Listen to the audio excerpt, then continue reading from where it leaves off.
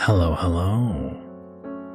Today's horror story is a continuation of the How to Survive Almost Anything series, written by HughEhhoule. What are your thoughts on time travel? If you're anything like the vast majority of the population, you find it an intriguing idea. My thoughts. Coming from experience, it's a crapshoot clusterfuck in the middle of a shitstorm. And as far as final options go, it's somewhere between nothing and going out fighting. But it's all we had. You see, time travel, in any accurate, safe sense, devoid of universe-spanning consequences, is a pipe dream for any member of the human race. But what we did manage was the particle physics equivalent of putting a penny in a fuse box. There was a time when it would have ruined me that 1 in 10 of us were lost. I remember waxing philosophical about decimation. By the time we found out that the butterfly effect was more like a crippled inchworm, there were less than 100 agents confirmed alive. We hit the oh crap button the second we confirmed the fabric of time and space was more like duct tape than tissue paper, and just like that, the situation was solved. You didn't really believe that, did you? You should understand things are never that easy by now. Our projections put us within a decade of the start of the M invasion. Plenty of time to get a head start on what was coming our way, even accounting for the logistics of finding each other and warning our organization. Our projections were wrong. Wrong enough that I found myself somewhere in the American West in the late 1800s. My only possession, a simple device meant to get in touch with the other surviving agents. And how I'm getting the messages is beyond the wild blue yonder, picking up nothing but artifacts and static. I still have all my limbs and sanity, but I shudder to think of the poor prick who was displaced back to my time. If he's lucky, he didn't survive the trip. If he isn't, he'll find himself a screaming mass of misplaced organs, his last sight being the unimaginable hellscape of a corner of reality being torn asunder by the M. Within a week, my talents landed me a job as a deputy. Good enough while I formulate some kind of plan to get together with the other surviving agents, if there are any. And a perfect springboard for today's lesson. What? You thought I'd forget? Not a chance. I'm stuck in the middle of who knows where, equipped with what might as well be sticks and rocks. Giving you a lot of little news you can use. Hell, might be the last helpful thing I can do. So many rules. You know what I'm talking about. You've started a new job, maybe went to a library in a small town, found a vending machine that dispenses anything. Whatever it is, there's a list of rules attached. As always, it's important to know your place. For those of you in corners of reality that play by the rules, good news. Either you're being screwed with, in which case there's nothing to worry about, or whoever has you in their sights is sadly unoriginal. If you find yourself in the second option, an ounce of prevention is worth a pound of cure. Sickos are seldom creative, and knowing what book, story, or creepypasta they're plagiarizing will make all the difference. Play along, try to stay combat capable. There will come a point where they want to start the bloodshed themselves. Don't let the thrift store costume fool you. This is a living, breathing person, just like you. You may not be in the best situation, but they are not expecting a fight. I can't promise you'll win, but if you send this asshole to the hospital, chances are they wake up surrounded by cops. If you're anywhere else, though, ask yourself, with so many rules, isn't it likely there's a game? It's an oversimplification, of course. But to be honest, I just scrape by on my bookwork, so this is the one-eyed man leading the blind, at best. Whatever has wrangled you in is part of the game. All the pageantry, the legends, the cursed video stores, the evil schools, that crap is window dressing. Distractions, intended to corral you into a course of action that gives some entity or twisted person another point on the scoreboard. So what do you do if you find yourself in the middle of something like this? It's like asking how to win a gunfight. The real answer is complicated enough as to be useless. But watch someone do it and you might be better prepared. I can't send you a video, but I can do the next best thing. I walk down the dusty thoroughfare. To call the place a camp would be understating it, but to call it a town would imply a level of law and order that simply isn't there. I've got to get used to the firearms I've been given. I'm used to top-tier equipment, handguns that can peel the plates from a tank, the massive, bulky, finicky excuses for weapons slamming into my hips are a constant reminder that I'm out of my element. You still with us, Andy? My boss, Curtis Fine, says. He'd be a sheriff if the town was officially part of the United States, but as things stand, his official title is simply lawman. I snap out of my daze and reply, "Sorry, Kurt.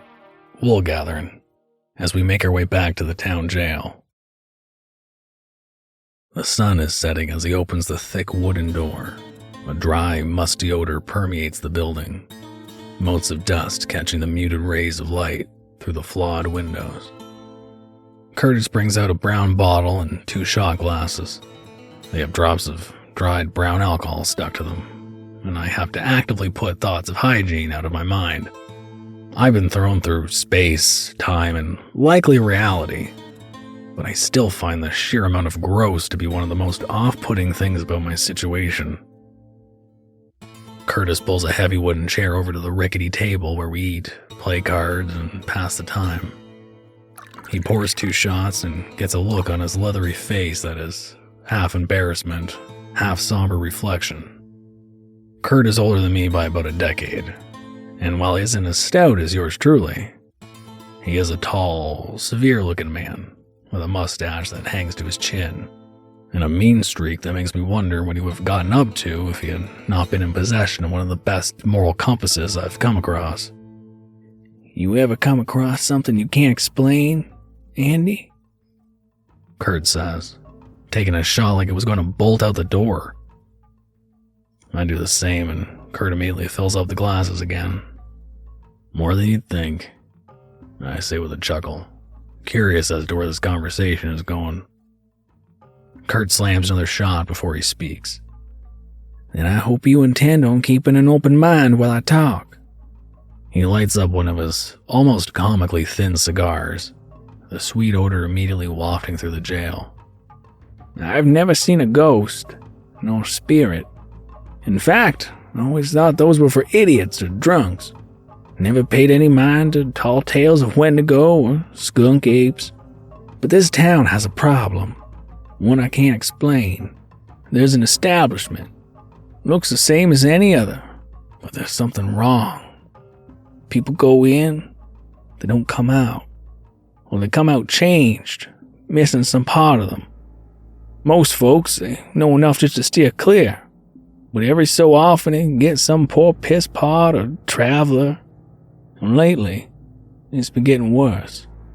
I've seen men do a lot of evil in my time. Places where a fella gets butchered like a hog and sold just the same. But this isn't that. I've talked to some of those that have walked out.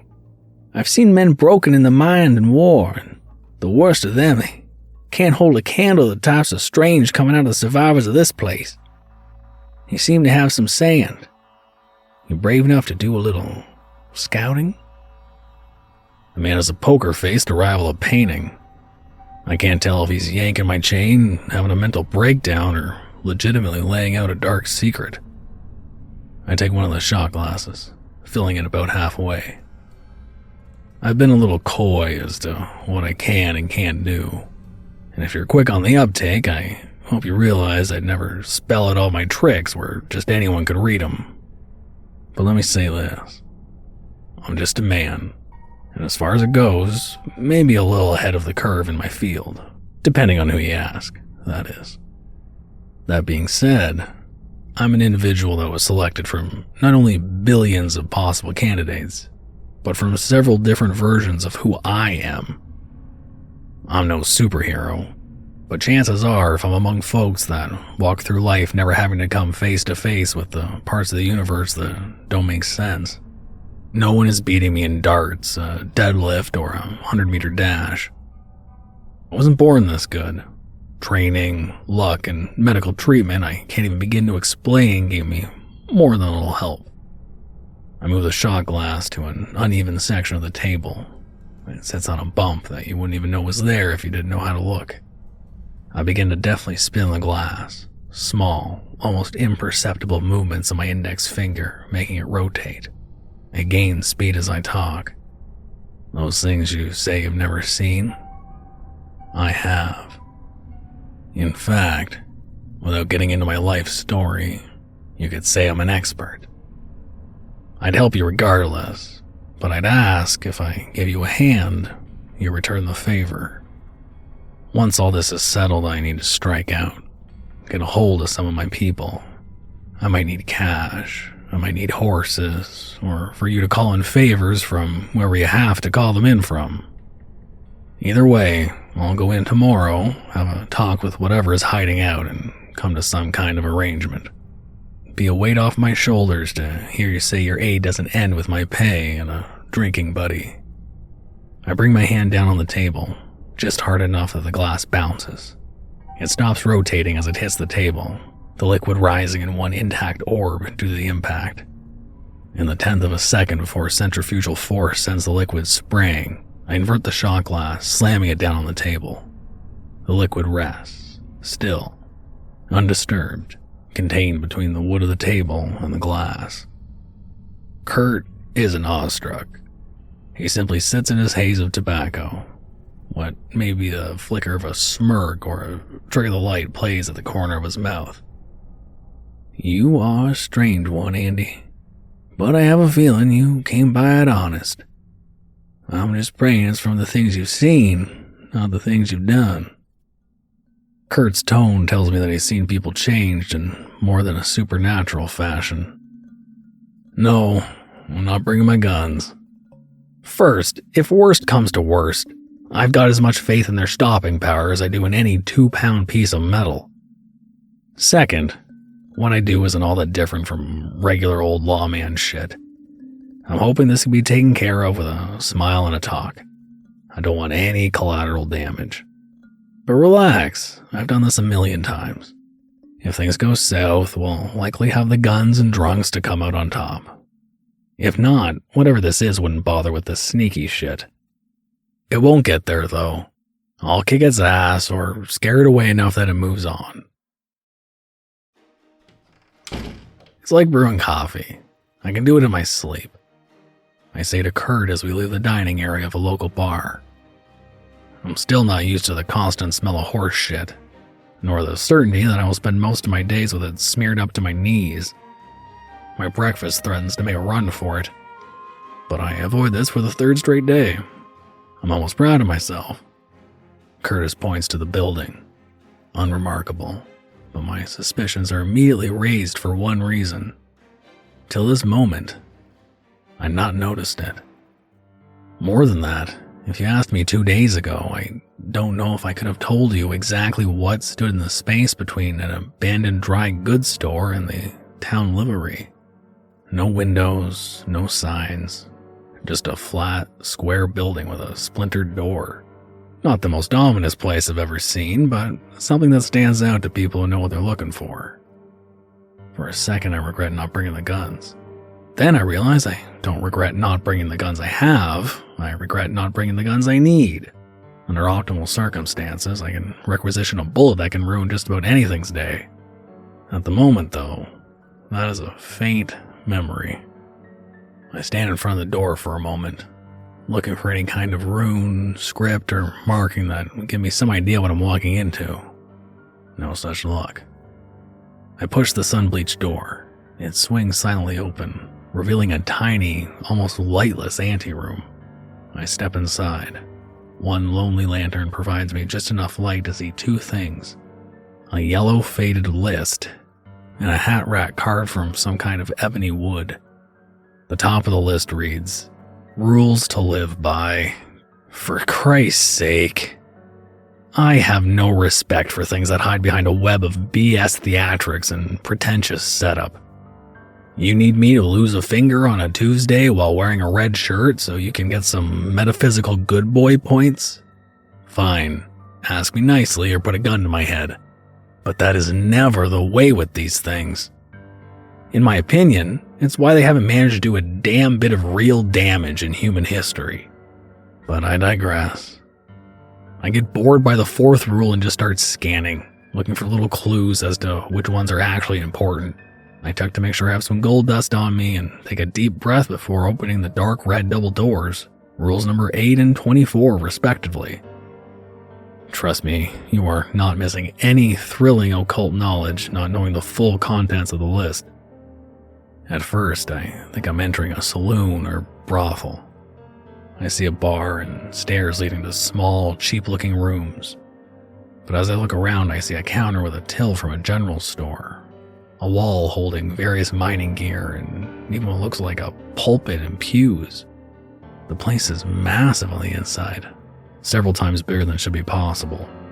Its layout is nothing more than randomly jammed together rooms, conflicting themes with a whisper of some alien design not meant for human minds to grasp. I take a deep breath. The smells of the place are as eclectic as its design. I'm being watched. It's not a feeling, but a certainty. I was wondering if we could have a chat without all the rigmarole. I say to nothing in particular. Scraping noises, dust floating down from the ceiling, and a sudden sense of tension, like every loose object is a loaded gun. I'm not wanted here. Not a situation I'm unfamiliar with, but one I need to turn around in a hurry. Not a shit kicker looking to sell his soul or anything. I won't bore you with the details, but I've worked with folks like yourself for a few decades now, so I understand things. You're making omelets, and that means you need to break some eggs. And I'm guessing this place is just full of eggs. Am I right? I keep my tone casual, respectful. But I've got to ask a favor. I need you to move this place along. If I can swing that, I can get some help I need. And don't worry. Once I'm back where I should be, if you need a favor, I'm your guy. I sit in a chair that feels slightly too big. The second my ass touches the wood, a voice from nowhere in particular booms at me in a tone that has my heart stop cold. If you sully my chair any further, you'll spend the next decade wondering how I managed to invent new ways of taking a man apart. You come into my joint, you fucking just shy of spit on my customs, clearly written, and you puff your chest like you know a damned thing about what or who I am. At the same time, you don't even ask for your favor. You try and force it with your vague statements of who you are and what you represent. I caught your scent the second you snuck your way into this town. I've been here since the dawn of time, you fly speck. And then I feel it. I see nothing, but I feel the air around me stir. There is a dull animal reek and something brushes my hand. Dry, delicate like a rotting feather. I turn my head and get a claustrophobic sense of being surrounded. This shithole has thrown everything it can at me, at my place, and still I stand. If you can do any better, let's see it, Tin Star. The voice screams this as I feel a harsh tearing from my forehead. Blood starts to trickle down my face. I'm losing control of the situation. I went in too cocky. I've spent too long being the person that gets called in when shit gets rough. I forgot what it's like to have fear of the things living in the dark. Some wicked talent is making small nicks in the flesh of my arms. I see drops of my blood suspended in midair for a moment, before being flicked to the floor. I don't see any magic. I don't see any totems or artifacts at your disposal, Tin Star. Did you really intend me so much disrespect that you came unarmed? It can't be that. Surely a man as well-traveled as yourself would know. To one such as myself, that is a slight that is answered by slow death. The last words are nothing more than a faint whisper, but my screams more than make up for the lack of noise. I can't tell you what was being done to me, other than to say it felt as if I was moments away from having my insides violently spring from my body. I've been trained to deal with torture, supernatural or otherwise, and I've had to put that training to use on more than one occasion. But the sudden onset of so much pain didn't give me a chance to react, other than screaming and hitting the ground. I look up and, through a red haze of pain, get the briefest glimpse of the thing tearing me apart. Just a fraction of a second of a massive tendrilled body covered in twitching, fleshy, feather-like protrusions. 2 human eyes inspecting me as if I was a dying roach. Then it is gone. The pain leaving a deep ache within my body. I'm soaked in sweat, trying to get to my feet but barely able to roll over. If you aren't of a mind to make a deal or pledge your service, you better come armed with all those friends you say you have. I'm letting you live. You step out of line again, you'll beg me to let you die. What you just felt, that was my pet. My nicest pet. This time the voice comes from inches away from my ear. I swear I can feel a damp heat, but that could just as likely be my own sweat, blood, or spit.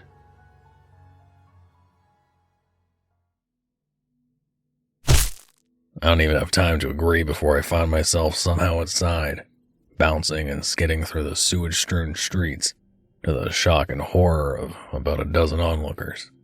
No one looks cool getting up from a beating covered in horse waste, dirt, and their own blood. And I am no exception. But one universal piece of advice I can give is if you're tough enough to take the beating, tough enough to deal with the shame. What in the hell happened to Easiest making coffee? Kurt says as I walk into the jail. Got my fucking beans burnt, I say in a surly tone. I washed the worst of the grime off me, but am still in need of a hot bath and probably some first aid. This bigger than you thought? Kurt says, again bringing out a bottle.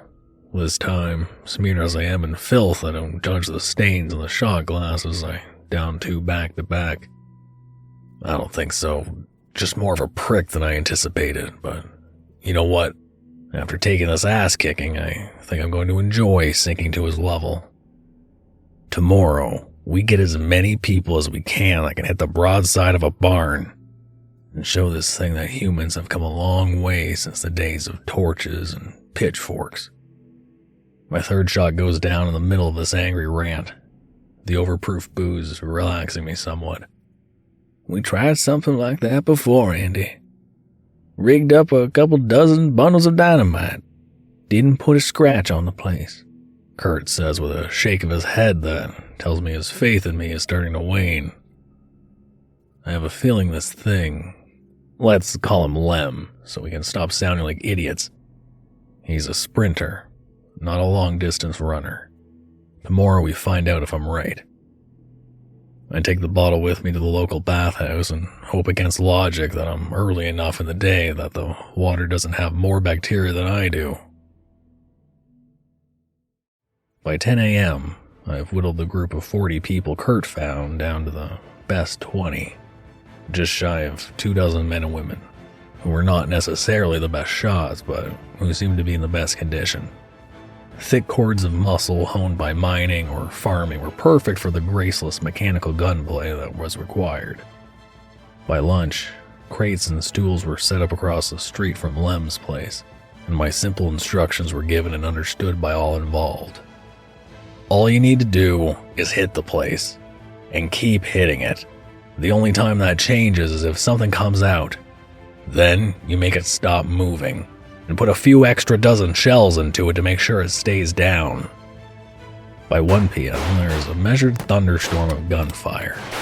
The shots connect with the building, but there isn't so much as a mangled slug or ball to show for it. By 2:30, the street is nearly opaque with smoke. I start to worry that if/when we start to have any kind of effect, we won't be able to see it. But around 4, my fears are quieted. I hear the sharp crack of splintering wood. A slight breeze has turned the street from impenetrable fog to simply an eerie haze, and I see a small chipped portion of the front of the building. It's followed by another, then 2 more. Not every shot is doing anything, but some are spitting in the face of whatever sorcery, machinery, or general unnatural crap we are up against. I let the lead rain continue for a few seconds. For the first time since the situation started, I feel like myself, not some lost child playing at being a hero. Hold! I scream and the firearms go still, their barrels covered in heat haze, their owners glad for the rest. Shouldn't we press the issue here, Andy? Kurt says, his tone accusatory. All I wanted to do was show old Lem that if he starts swinging his fist, it isn't going unanswered. I'd still like to resolve this without bloodshed. On our part, anyway. This has been a bar fight so far. Big swinging egos and half-hearted punches. I'm not so sure we'd win if this turns into a duel. The look I give Kurt is distilled confidence. I walk to the middle of the street and address Lem as I face the building. Next time we have to prove a point, it'll be with 100 bot soldiers. But let's not let it get there. Offer is open. Come on down to the jail, have a talk with Kurt and myself, and we can work something out. Or, fuck off over the horizon. Either way, you've proven an untrustworthy sort, so I won't be darkening your doorstep. The street is silent. No move of hostility from Lem. No nervous gunfire from our people. I turn, keeping an ear out for any sign of danger. As the sun starts to go down and the heat dims to something almost tolerable, Kurt, myself, and a handful of our last-minute Minutemen find ourselves drinking in what very well may be the first bar to be called O'Toole's. I already can hear the tall tales spun from the fairly mundane occurrences of the morning. Some men claiming to have seen things crawling on the roof, or a window with the devil shaking his fist in anger. I don't mind. Legends always start from the mundane, real events spun into palatable tales. But these guys adding a little bit of salt and pepper to the retelling of this day, long into their old age, will keep the story fresh in the minds of anyone willing to listen.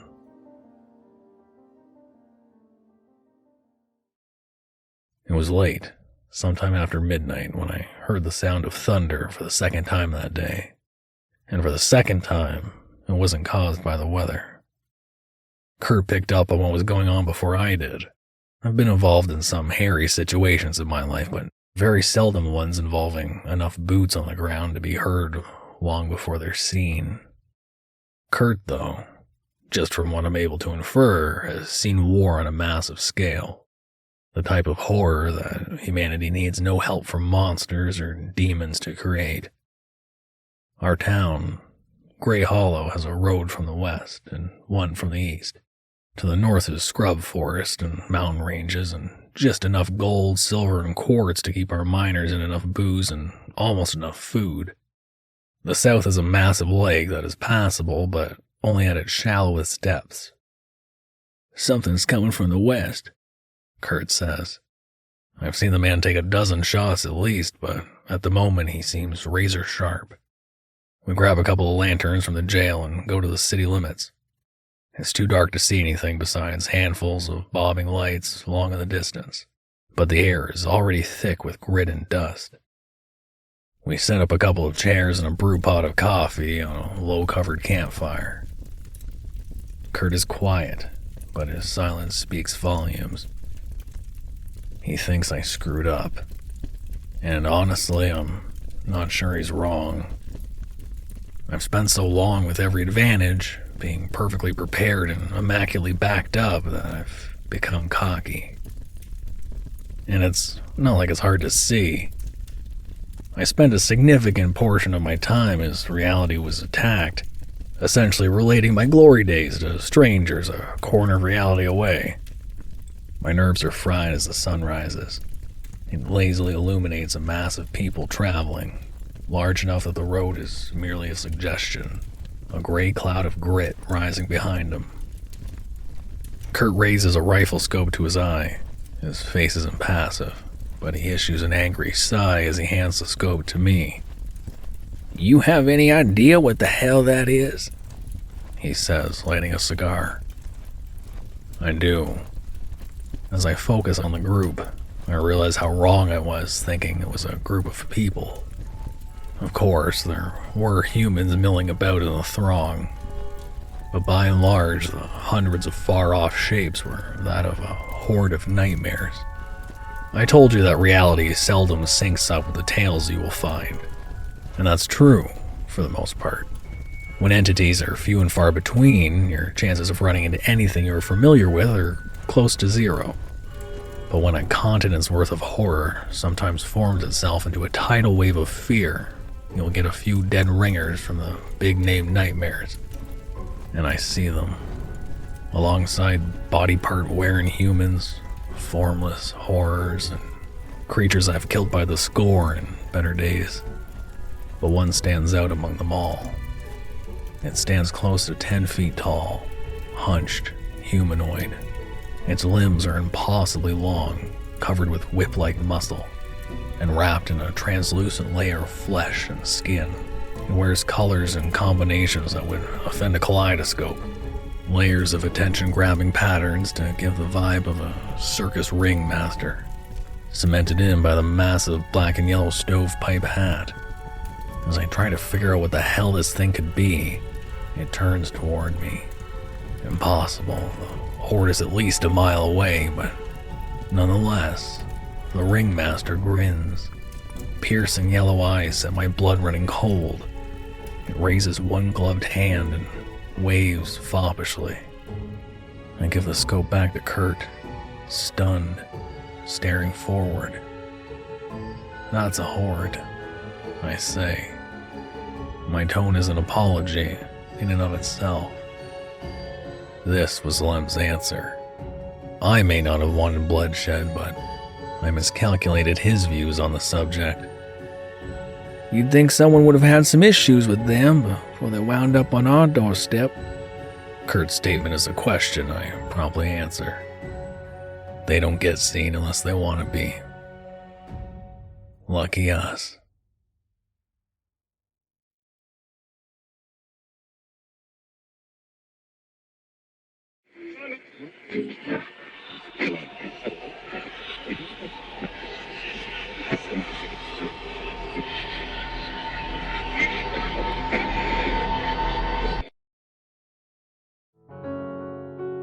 Thank you for listening.